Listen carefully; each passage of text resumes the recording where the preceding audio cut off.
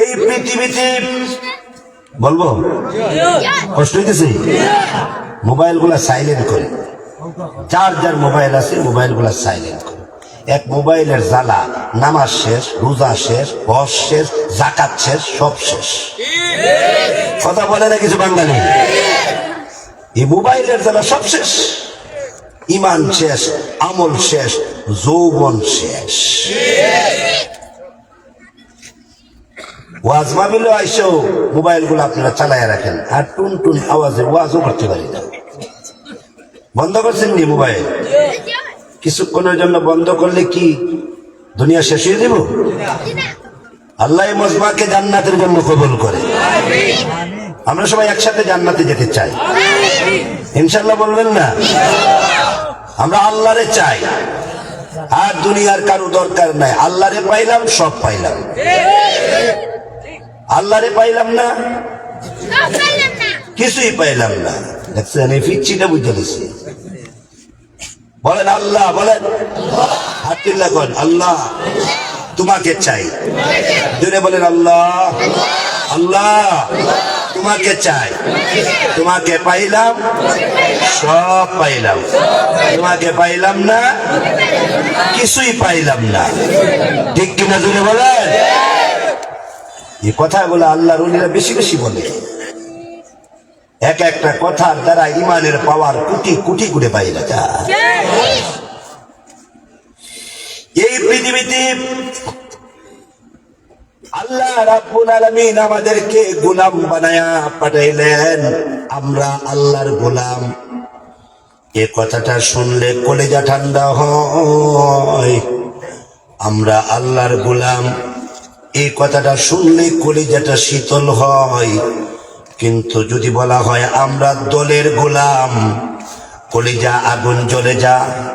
যদি বলা হয় আমরা নেতার গোলাম, কলিজা আগুন জ্বলে যা। যদি বলা হয় আমরা ভারতের গোলাম, কলিজা আগুন জ্বলে যা। যদি বলা হয় আমরা আমেরিকার গোলাম, কলিজা আগুন জ্বলে যা। আর যদি হাজার হাজার বার বলা হয় এ কলিমুদ্দিন তুমি আল্লাহর গোলাম, হে সলিমুদ্দিন তুমি আল্লাহর গোলাম, হে ব্রাহ্মণগাঁওয়ের আব্দুর রহমান তুমি কার গোলাম? আল্লাহর গোলাম। হে সুমিতপুরের ভাই, হে ব্রাহ্মণগাঁওয়ের ভাই তোমরা কার গোলাম? শুনলেই কলিজা ঠান্ডা হয়, শুনলেই কলিজা শীতল হয়, শুনলে ইমান বাড়ে, বললে ইমান বাড়ে। হাদিসে কুদসির মধ্যে আল্লাহ নিজে বলেন, কেউ যদি আমার গোলামের পরিচয় দিতে গিয়া, কেউ যদি গোলামের পরিচয় দিতে গিয়া সেজদায় পড়ে যায়, কেননা সেজদা হলো গোলামের সবচেয়ে বড় এক নিয়ামত। ওই বান্দা আল্লাহর সবচেয়ে কাছের গোলাম।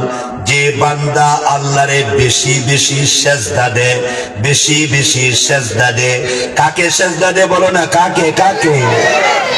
মাজারে সেজদা দিলে কি সে কি আল্লাহর গোলাম হয়?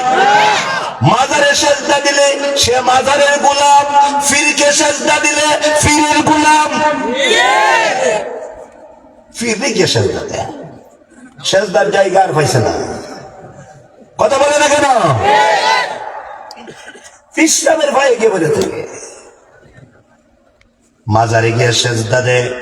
মনে করো বা যারা মাজারে সেজদা দিবে এরা মাজারের গোলাম, যারা ফিরে সেজদা দেয় এরা ফিরের গোলাম। আমরা কাকে সেজদা দিব বলো? যে ব্যক্তি আল্লাহকে সেজদা দিবি সে আল্লাহর কাছে চলে যায়। হাদিসে কুদসির মধ্যে আল্লাহ নিজে বলেন, আমার বান্দা যখন আমার কুদরতি পায়ে সেজদায় পড়ে যায়, আমি আল্লাহ আর বান্দার মাঝখানে যত পর্দা আছে সব পর্দা আমি আল্লাহ উঠায়া দেই। পর্দা থাকে না আল্লাহর বান্দার মাঝখানে। সেজদার হালতে কোনো পর্দা থাকে না। আল্লাহ বলেন, বান্দা কি চাওয়ার আছে চা, তাড়াতাড়ি চা, বল আমার কাছে বল। যে বান্দা লম্বা লম্বা সেজদা দিবে, থানবী রহমাতুল্লাহ আলাইহি বয়ানুল কোরআনের মধ্যে লিখেছেন, যে বান্দা নফল নামাজে লম্বা লম্বা সেজদা দিবে ওই বান্দা আল্লাহর ওলি হয়ে যাবে। আমরা তো লম্বা সেজদা দেই না। আরো যদি ইমাম সাহেব একটু সেজদা একটু লম্বা করে আমাদের রাগ উঠে যা, গুসা উঠে যা। আর ইমাম সাহেবকেও বলা আছে ফরজ নামাজে আপনি এত লম্বা সেজদা দিবেন না, নিয়ম কানুন আছে ইমামতির, কিন্তু নফল নামাজে যত লম্বা সেজদা দিবা তত আল্লাহর দিদার পাইবা, আল্লাহর রহমত পাইবা, আল্লাহর বরকত পাইবা, আল্লাহর মাগফিরাত পাইবা। এক পর্যায়ে আল্লাহ বলবে, বান্দা সেজদা থেকে মাথা তুল, আমি আল্লাহ তোর জীবনের সব গুনাহ মাফ করে দিয়েছি। এই জন্য সেজদা হলো গোলামের লক্ষণ। আপনি আল্লাহর গোলাম কি গোলাম না, সেজদার মাধ্যমে পরিচয় দেন। যার জীবনে যত বেশি সেজদা তার জীবনে তত বেশি রহমত, যার জীবনে যত বেশি সেজদা তার জীবনে তত বেশি মাগফিরাত, যার জীবনে যত বেশি সেজদা তার ভিতরে তার জন্য তত বেশি ইজ্জত, তত বেশি জান্নাতের উঁচু মাকাম।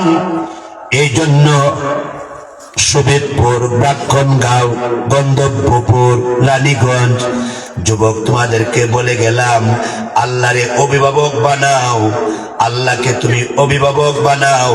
আল্লাহ নিজে বলেন, আল্লাহু ওয়ালি, আমি আল্লাহ হইলাম অভিভাবক। সুবহানাল্লাহ বলবেন না? আল্লাহ নিজেই বলেন আল্লাহু ওয়ালি, আমি আল্লাহ অভিভাবক, আমি আল্লাহ গার্ডিয়ান, আমি আল্লাহ ওলি। কাদের জন্য? সবার জন্য না, আমার জন্য, তোমার জন্য না।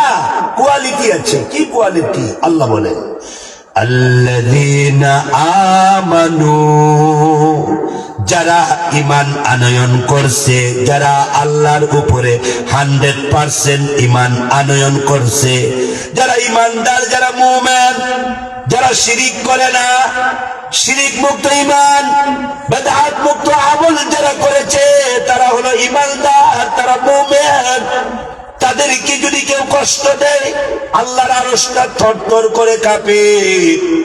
খলিফাতুল মুসলিমিন ওমর রাদিয়াল্লাহু তাআলা আনহু, উনাকে প্রশ্ন করা হইল, ওমর, হে ওমর, একটা মুমিনকে যদি কেউ কষ্ট দেয় তার অবস্থা কি, তার অবস্থা কি হবে? ওমর ডাক দিয়া কয়, একজন মুমিনকে যদি কেউ কষ্ট দেয় আল্লাহর আরশটা থরথর করে কাঁপে। আল্লাহু আকবার বলবেন না? কষ্ট দিবেন, শায়েখ বাহাউদ্দিন সাহেবকে কষ্ট দেন, সমস্যা নাই, আল্লাহর আরশটা কেঁপে যাবে। আল্লাহর ওলিদেরকে যারা কষ্ট দিছে আল্লাহর আরশ এরা কাঁপাইছে, আল্লাহর আরশ এরা থরথর করে কাঁপাইছে। আপনি রে লম্বা সময় যারা ক্ষমতায় ছিল, আলেম উলামাকে যত কষ্ট দিয়েছে তাদের ক্ষমতা তত নরবরে হয়েছে, নরবর হয়েছে, তাদের ক্ষমতা তত এটা আপনার এদিক সেদিক গেছে। যদিও সব বোঝা যায় আমার পরে যিনি উনিও আমার দল, উনার পরে যিনি উনিও আমার দল, উনার পরে যিনি উনিও আমার দল, উনার পরে যিনি উনিও আমার দল। আল্লাহ বলেন দলে কাজ হবে না, ওই যে পলিটিক্যালে কাজ হবে না। যত তুমি ইমানদারদেরকে কষ্ট দিবা তত আমার গজব তোমার দিকে আগায়া আসবে। খলিফাতুল মুসলিমিন ওমর রাদিয়াল্লাহু আনহু ডাক দিয়া কয়, এরে মক্কা, নিঃসন্দেহে একটা ইমানদার থেকে তোর দাম বেশি না। হে বাইতুল্লাহ, হে আল্লাহর ঘর, নিঃসন্দেহে একটা মুমিন থেকে তোর দাম বেশি না।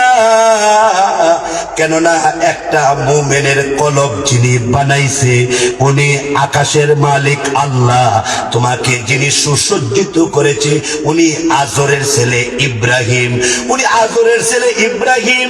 আর একটা মুমিনের ইমান যিনি দিয়েছেন, একটা মুমিনকে নুরানিত যিনি করেছেন, একটা মুমিনের কলব যিনি বানাইছেন, একটা মুমিনের চেহারা যিনি বানাইছেন, একটা মুমিনের নাক, চোখ, মুখ, দাঁত, কান, ব্রেন এগুলা যিনি বানাইছেন, ওনার নাম কি?